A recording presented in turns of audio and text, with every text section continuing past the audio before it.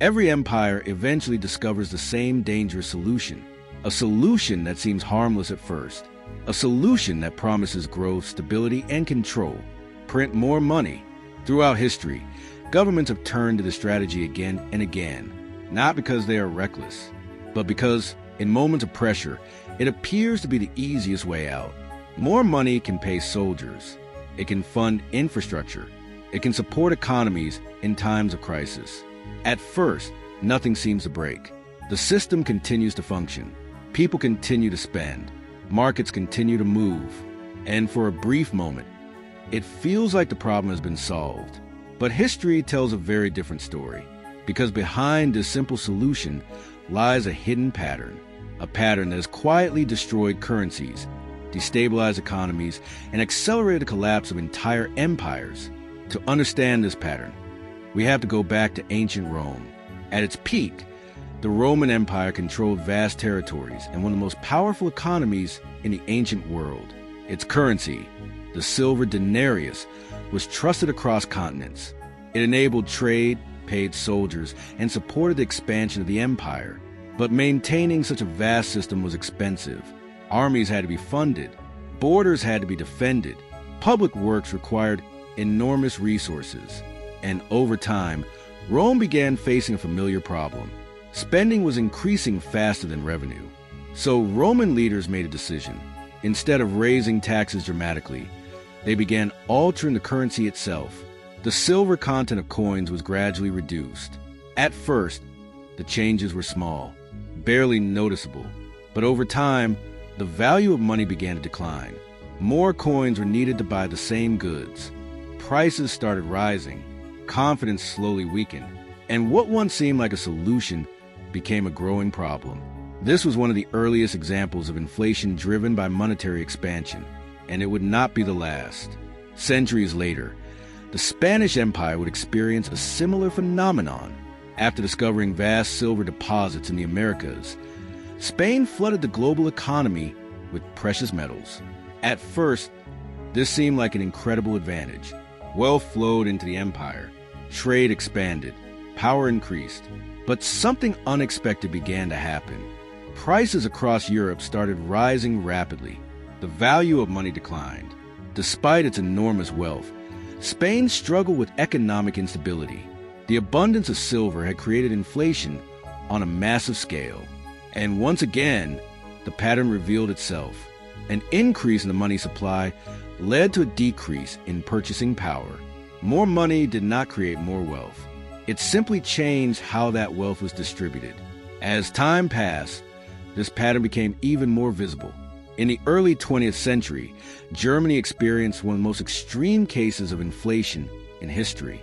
Following World War I, the German government faced massive financial obligations, reparations, debt, economic collapse.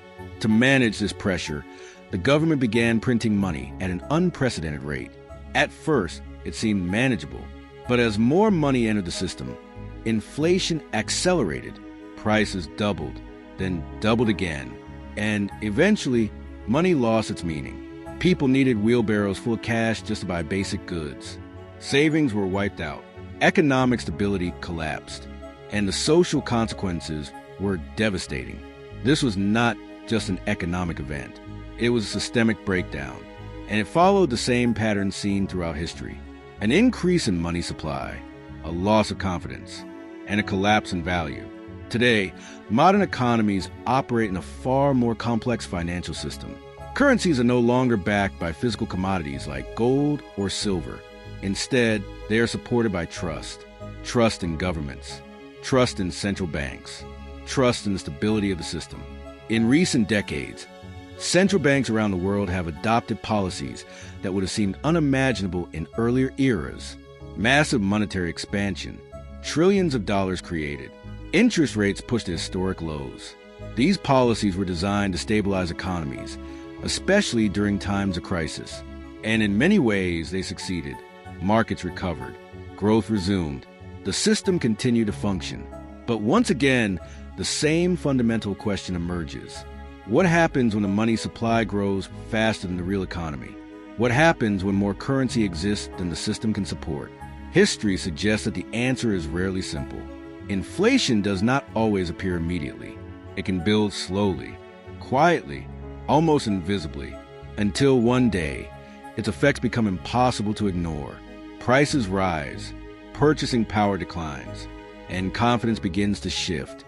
This is a critical stage, because inflation is not just about prices, it is about trust. When people begin to lose confidence in a currency, the system itself becomes unstable. And once that trust begins to erode, it is extremely difficult to restore. Across centuries, this pattern has repeated in different forms. Rome, Spain, Germany, and many other economies throughout history. Each believed their system was different. Each believed they could control the outcome. And each eventually faced the consequences of monetary expansion. Today, the global financial system is larger and more interconnected than ever before.